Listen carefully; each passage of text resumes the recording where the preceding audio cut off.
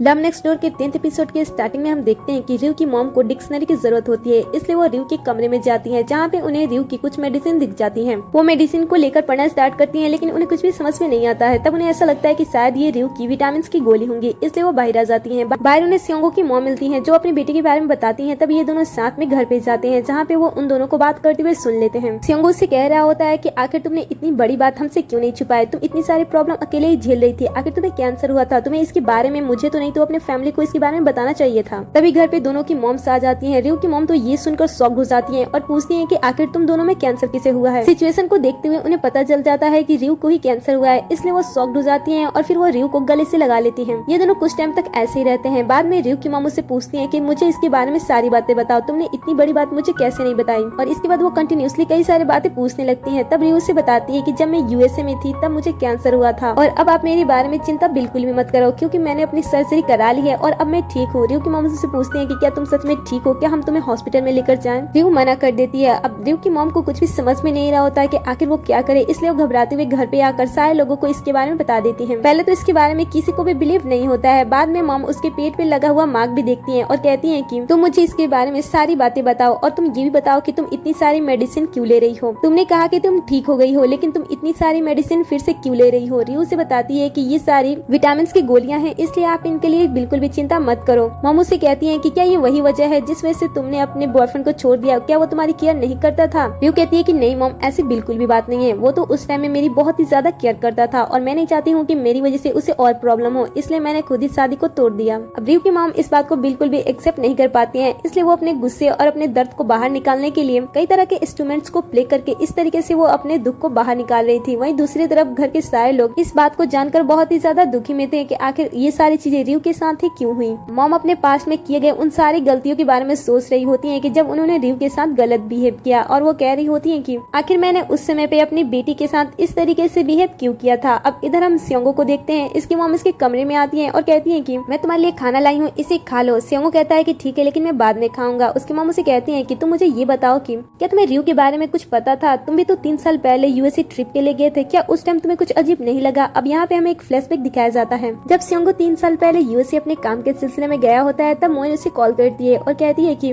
मैं रिव से काफी दिनों से बात नहीं कर पा रही हूँ, इसलिए क्या तुम उससे मिलकर मुझे बताओगे कि वो इस समय कैसी है। सियोंगो मना करता है और कहता है कि मेरे पास इतना खाली टाइम नहीं है वेस्ट करने के लिए, इसलिए मैं तो उसे मिलने के लिए नहीं जाऊंगा। मोइन उसे कहती है कि तुम दूसरे कंट्री में नहीं हो जो तुम्हें इतना टाइम वेस्ट लगेगा, तुम जाकर उसे मिल लेना ना। सियोंगो तो ऐसे मोइन से मना कर रहा होता है, लेकिन वो रिव से ही मिलने के लिए आया होता है। वो उससे बात कर ही रहा होता है, तभी सामने से वो रिव को देखता है, जो कि काफी वीक कंडीशन में होती है। वो उसे देखकर उसके पास जाने वाला होता है, तभी वो देखता है कि वो अपने बॉयफ्रेंड के साथ है, इसलिए वो पीछे हट जाता है। रिव भी अपने बॉयफ्रेंड के साथ जाने लगती है, बट उसे एहसास होता है कि यहाँ पे सियोंगो है। लेकिन जब वो पीछे पलट कर देखती है, तब वो देखती है कि वहाँ पे कोई भी नहीं है, क्योंकि सियोंगो गुस्से में वहाँ से चला गया था। और जब से रिव ने सियोंगो को उसके बॉयफ्रेंड के साथ देखा था, तब से वो रिव से थोड़ा कटा कटा सा रहने लगा था। वो उसके फोन मैसेजेस सारी चीजों को इग्नोर करने लगा था। रिव उसे बार बार मैसेज करती, उसे कॉल करती, इनफैक्ट वो उसे बर्थडे पे विश भी करती है, लेकिन सियोंगो उसका कोई भी रिप्लाई नहीं करता है। प्रेजेंट में हम देखते हैं कि सियोंगो उन्हीं सारी चीजों के बारे में सोचता है और कहता है कि जब भी मैं प्रॉब्लम की वजह से घिर जाता था और अपने केव में जाकर छुप जाता था, तब इकलौती रिव ही ऐसी पर्सन होती थी जो मुझे मुश्किलों से बाहर लाती थी। लेकिन जब उसे प्रॉब्लम आई और वो पहाड़ के नीचे छुपने की कोशिश की, तब मैंने उसे बिल्कुल भी सपोर्ट नहीं किया, और इस बात को लेकर इसे काफी ज्यादा दुख हो रहा होता है।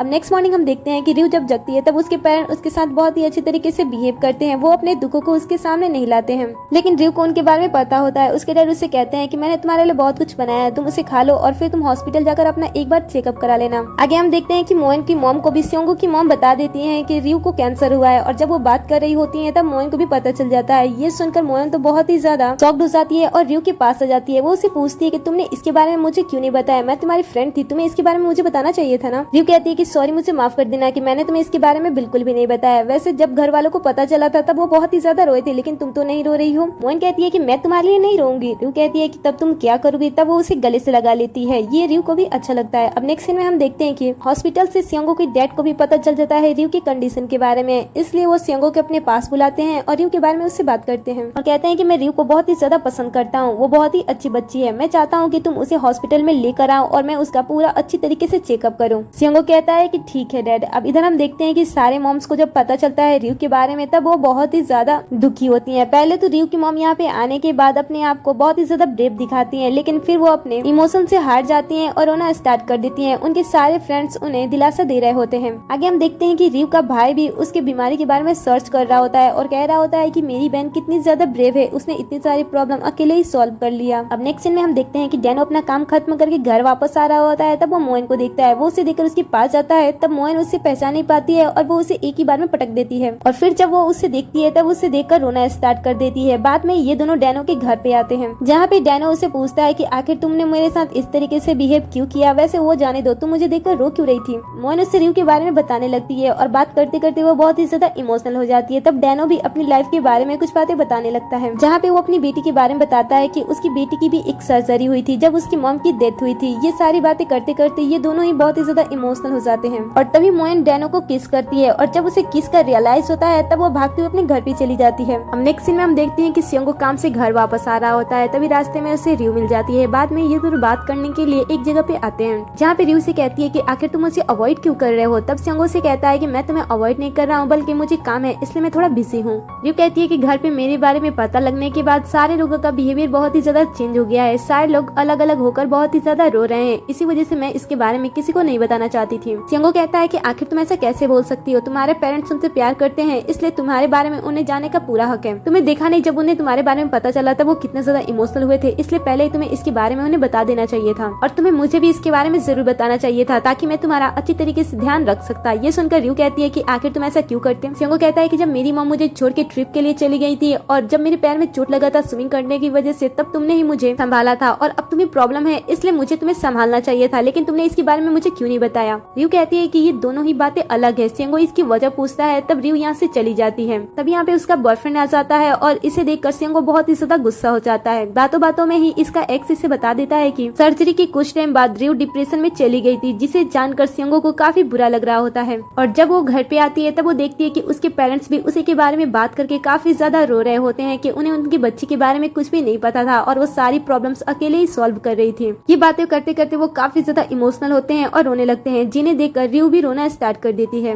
अब नेक्स्ट मॉर्निंग हम मोयन को देखते हैं, जो कि जैसे डैनो को देखती है छुपना स्टार्ट कर देती है, जिससे डैनो की बेटी देख लेती है और वो इसके बारे में अपने डैड को बता देती है। आगे हम रिव की मॉम को देखते हैं, जो कि रिव को जगाने के लिए उसके कमरे में आती है। तब रिव अपने कमरे में नहीं होती है और उसका फोन भी टेबल पे पड़ा होता है। रिव को घर पे ना पाकर रिव की मॉम काफी ज्यादा घबरा जाती है और वो इसके बारे में सियोंगो को बता देती है। इसके बाद सियोंगो चारों तरफ उसे ढूंढना स्टार्ट कर देता है। वो उन सारी जगहों पे जाता है जहाँ पे पॉसिबिलिटी होती है कि वहाँ पे रिव होगी, लेकिन इनमें से कोई भी जगह पे रिव नहीं होती है। फिर उसे उस जगह के बारे में ख्याल आता है जहाँ पे रिव घर से पहली बार भाग के गई थी। वो उसी जगह पे जाता है। तब वो देखता है कि रिव यहीं पे बैठी हुई है। उसे देखकर उसे राहत मिलती है। फिर वो उसके पास आता है और कहता है कि क्या तुम पागल हो जो बिना फोन लिए अकेले बिना किसी को बताए यहाँ पे आ गई हो। तुम्हारे पेरेंट्स तुम्हें लेकर कितना ज्यादा चिंता है, तुमने उनके बारे में एक भी बार नहीं सोचा, क्या तुम पागल हो। रिव कहती है कि मैं बहुत ही ज्यादा फ्रस्ट्रेट हो चुकी थी, इसलिए कुछ टाइम अकेले रहने के लिए यहाँ पे आई हूँ। सियोंगो से कहता है कि क्या तुम फिर से डिप्रेशन में जा रही हो इसलिए तुम यहाँ पे आई हो। रिव कहती है कि ऐसी बात नहीं है, और तुम्हें इसके बारे में किसने बताया, क्या मेरे एक्स ने इसके बारे में तुमसे बात की थी। सियोंगो कहता है कि तुम एक नंबर की पागल लड़की हो, तुम्हें इस तरीके से यहाँ पे नहीं आना चाहिए था। ये सुनकर रिव वहाँ से जाने लगती है। तब सियोंगो उसे उठाता है और फिर वो उसे पानी के अंदर लेकर जाने लगता है। रिव से कहती है कि अगर तुम ये कर क्या रहे हो। सियोंगो उसे पानी के बीच में ले जाकर रख देता है और कहता है कि तुम तो फ्रस्ट्रेट हो चुकी हो ना, इस तरीके से तुम्हारा फ्रस्ट्रेशन बाहर निकल जाएगा। वैसे तुमने अपनी प्रॉब्लम्स के बारे में मुझे क्यों नहीं बताया था। ये सुनकर रिव से कहती है कि मैं हमेशा से तुम्हें अपने प्रॉब्लम्स के बारे में बताना चाहती थी, लेकिन तुम्हें पता नहीं किस बात का गुस्सा था, इसलिए तुम मेरे फोन्स और मैसेजेस का जवाब ही नहीं दे रहे थे। सियोंगो कहता है कि मुझे माफ कर देना, लेकिन अब से जब भी कोई भी प्रॉब्लम तुम्हें आएगा सबसे पहले प्लीज तुम मुझे ही बताना, और चाहे मैं कितना भी गुस्सा रहूं अपनी प्रॉब्लम के बारे में बताना। और अगर मैं तुम्हारे सामने अपने दरवाजे को बंद कर दूं तो तुम उस दरवाजे को नॉक करना। तुम तब तक ट्राई करना जब तक मैं तुम्हारे प्रॉब्लम को सुन ना लूं। ये सुनकर रिव भी थोड़ी सी काम डाउन हो जाती है और सियोंगो को मारते हुए से कहती है कि क्या तुम फिर से मेरे मैसेजेस और कॉल्स को इग्नोर करोगे। सियोंगो कहता है कि नहीं। रिव रोते हुए उसे मार रही होती है और कहती है कि तुम दोबारा मेरे साथ ऐसा बिल्कुल भी मत करना। अब कुछ टाइम बाद ये दोनों पानी से बाहर आ जाते हैं और सियोंगो इसके लिए बनाना मिल्क लाता है, जहाँ पे ये दोनों उसे पी रहे होते हैं। साथ ही हमें यहाँ पे एक फ्लैशबैक दिखाया जाता है। यहाँ पे हम देखते हैं कि रिव अपने मॉम से न्यू फोन लाने की जिद कर रही होती है। तब उसकी मॉम उसे कहते हैं कि तुम्हारा फोन तो टूटा ही नहीं है, फिर दूसरा फोन किस लिए चाहिए। तुम्हें सियोंगो से सीखना चाहिए, उसे देखो वो एक ही फोन कितने सालों से चला रहा है। ये सुनकर रिव से कहती है कि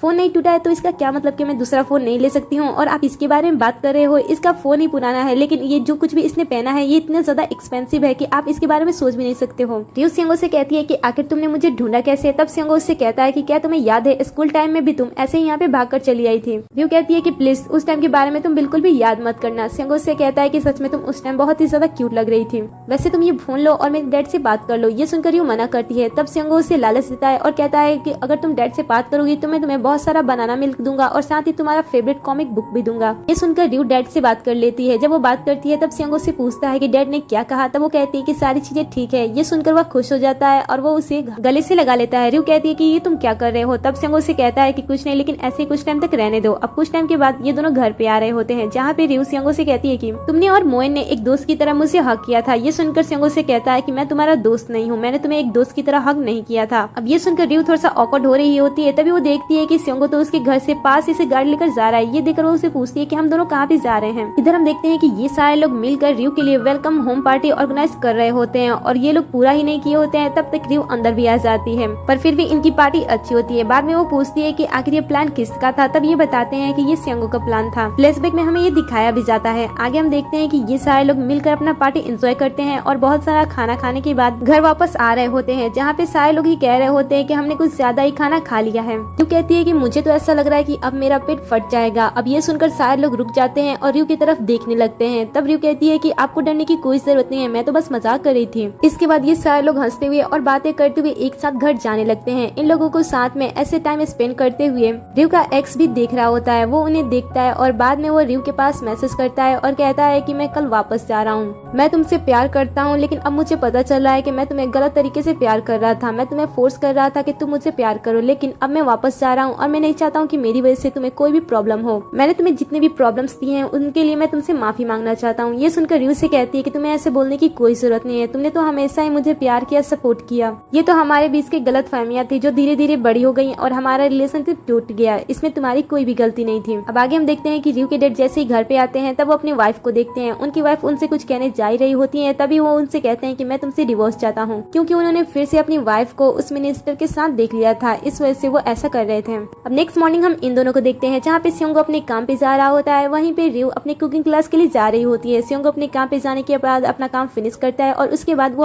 अपने पेड़ की देखभाल करता है, क्योंकि शॉप वाले ने उसे कहा था कि वो उसका ध्यान रखे और इसे धूप में रखे। वो ऐसा कर ही रहा होता है। तभी उसके फोन पे किसी का मैसेज आता है। मैसेज को देखकर वो फटाक से रियो के पास जाता है और वो उसे कहता है कि चलो मेरे साथ चलो। रियो कहती है कि मुझे कहाँ पे ले जा रहे हो, मेरे कपड़े मेरे बालों को देखो, मैं बिल्कुल भी ठीक नहीं हूँ। लेकिन वो उसे ऐसे ही लेकर चला जाता है। आगे हम देखते हैं कि वो उसे एयरपोर्ट पे लाता है, जहाँ पे वो उसके एक्स से उसे मिलाता है और कहता है कि यहाँ पे तुम उसे अच्छे से गुड बाय कह सकती हो, लेकिन पहले मैं उससे कुछ बात कर लूँ। वो उसके पास आता है और हमें पता चलता है कि कुछ टाइम पहले जो मैसेज आया था वो इसी का था। ये दोनों आपस में एक दूसरे से बातें करते हैं। बाद में वो रियो को बात करने के लिए आगे भेजता है। ये दोनों भी एक दूसरे से बातें करते हैं और जाने से पहले उसका एक्स उसे कहता है कि क्या मैं जाने से पहले तुमसे हैंडशेक कर सकता हूँ। रियो अपना हाथ आगे बढ़ा लेती है। वो उससे हाथ मिलाता है और उसके बाद उससे बातें करने के बाद वहाँ से जाने लगता है। रियो उसे इस तरीके से जाते हुए देख इमोशनल होने लगती है, जो कि सियोंगो देख लेता है। वो उसके पास आता है और अपना कोट निकालकर उससे ढक देता है और कहता है कि ठंड है यहाँ पे, और फिर वो वहाँ से चला जाता है। वेल यहीं पे ये एपिसोड खत्म हो जाता है। आगे के एपिसोड देखने के लिए चैनल को सब्सक्राइब कर लें।